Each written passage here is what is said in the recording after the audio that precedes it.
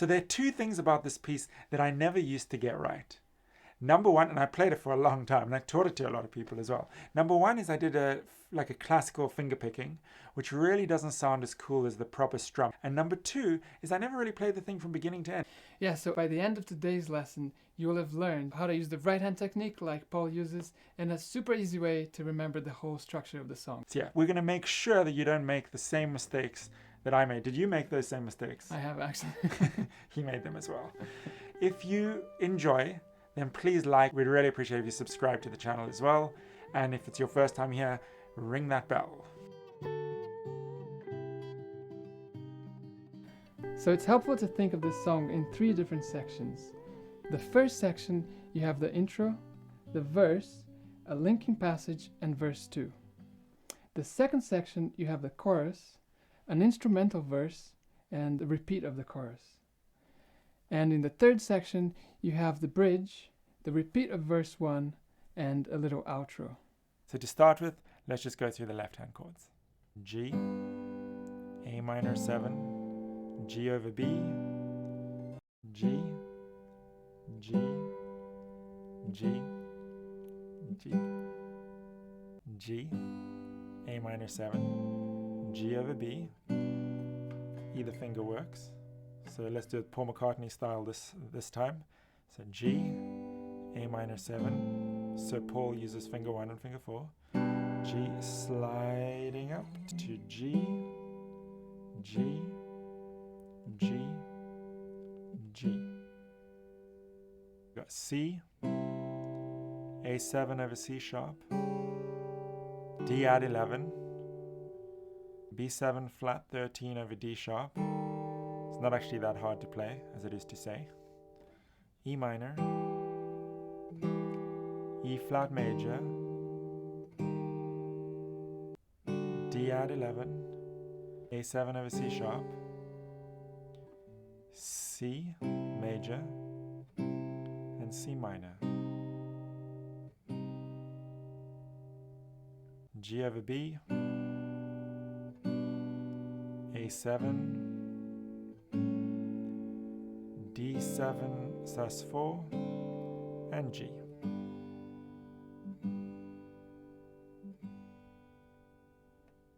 So let's run through the chords of the chorus. Starts with an F major add 9, E minor, D minor add 11, C major, G over B flat, and back up to C major. The second line starts the same way. F add 9, E minor, D minor add 11, C major, G minor over B flat, A7, and D7 sus4. So one of the most important things in this song is using the right hand technique in the same way that Sir Paul McCartney does. That's what makes it really come alive and really groove. If you watch Paul McCartney play it, he's got his baby finger just above the scratch plate there. Most great acoustic players, you know, from Tommy Emmanuel and John Mayer, their hand is anchored in some way, sometimes on the bridge and sometimes on the scratch plate. So we're just going to do that to start with, to anchor the hand. And what we're going to do is strum with the index finger. This song is actually more of a strumming song. Even though we think of it as a picking song, what's happening is the index finger is really strumming most of the time. It's got 2 main patterns. The first one is a pluck, where we pluck with the thumb and the index finger together. And then we flick down with the index finger. So it's like a pluck, flick, pluck, flick, pluck, flick, pluck. And ideally, with these fingers planted and the thumb on the 6th string, you could try with all kinds of chords. You could, you know, and just really have fun with that pluck, flick. Half of the song just uses that finger picking pattern. And the second pattern uses more of a strum. It's pluck, down, up, thumb, up, down. Pluck, down, up, thumb, up, down. As I play that chord, I'm kind of muting out the D string, muting out the E string, and I'm muting it actually again with these hands that are planted, so I can be quite free. I don't have to worry about hitting any strings which aren't in the chord. If that's difficult, you might want to try it without putting the thumb on the third beat. So you could just go 1, 2, and 4. 1, 2, and 4. That's a great way to practice it to start with. There are a lot of people out there who try to play this using a classical technique. Johnny and I are guilty of this. It just isn't as cool. You have to strum it.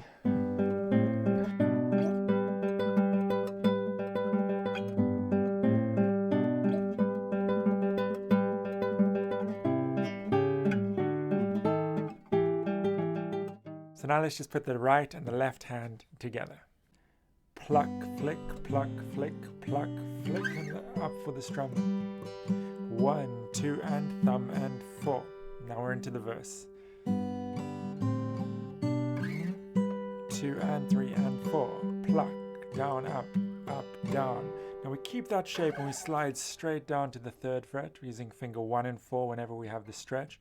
And now I keep all the movement. If you see all the movements in my first finger, I'm not actually changing the position of my hand. And then I slide the whole hand up. And again, all the movement in the first finger. Then I hang on the E minor chord, pluck, E flat major. Then I got this.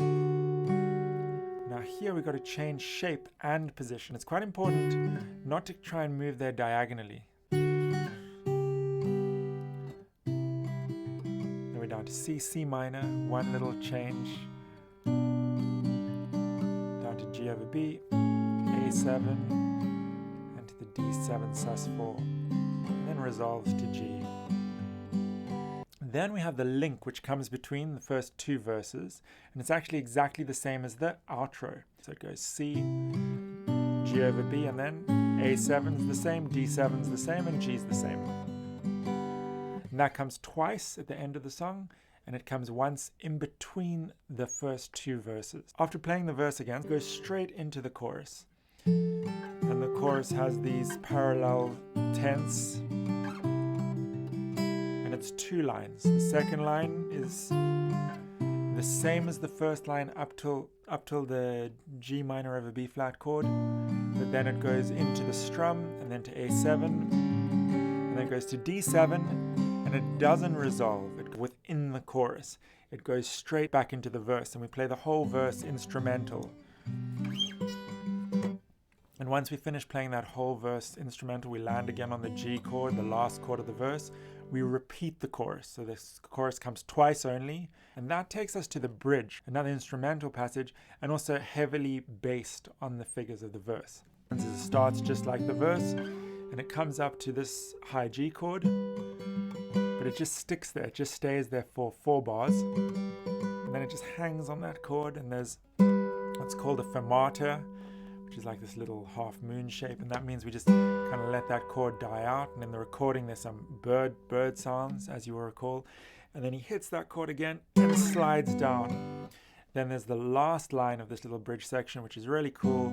It just walks up the parallel tenths and back down, and then gets stuck on the D7 sus4 chord, and that takes us into the last repeat of the verse. The last repeat of the verse is exactly the same as the other 2 verses, and at the end of the last repeat of the verse we have this outro, which is exactly the same as the first link, and then the last 3 chords of the verse, and it comes twice. The only difference at the very end is we hit the G chord. Paul McCartney was inspired by Bach's Bourrée in E minor.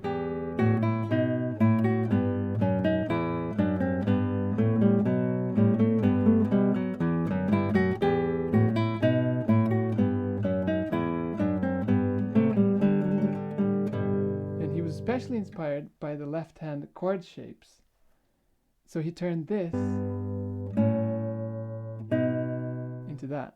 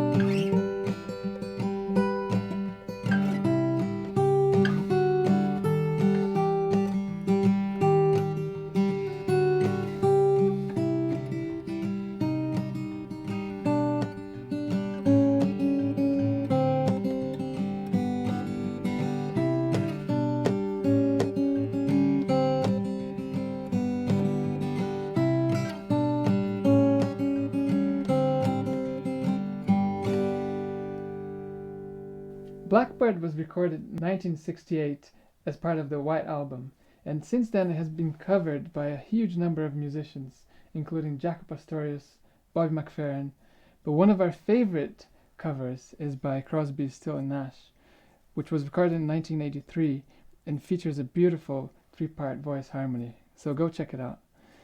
One of the coolest things actually about Blackbird is the symbolism in the lyrics. There was a civil rights aspect, you know, and I used the black bird as a kind of symbol of a black woman in the South. You were only waiting for this moment to arise, you know, you're finally getting your rights. So it's kind of...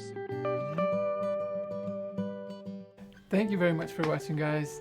We hope this was helpful to you. Please check out our other fingerstyle lessons. If this was quite challenging for you, it's nice to do some easier songs, maybe Youth, Hallelujah, something simple just to really master the technique. You know, it's good to work on things that are kind of at our edge, but it's also nice to have things that are really comfortable. You actually develop a very strong technique that way. Yeah, absolutely.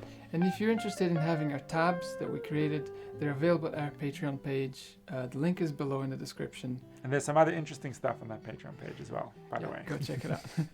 Thanks very much, guys, and see you soon. See you soon.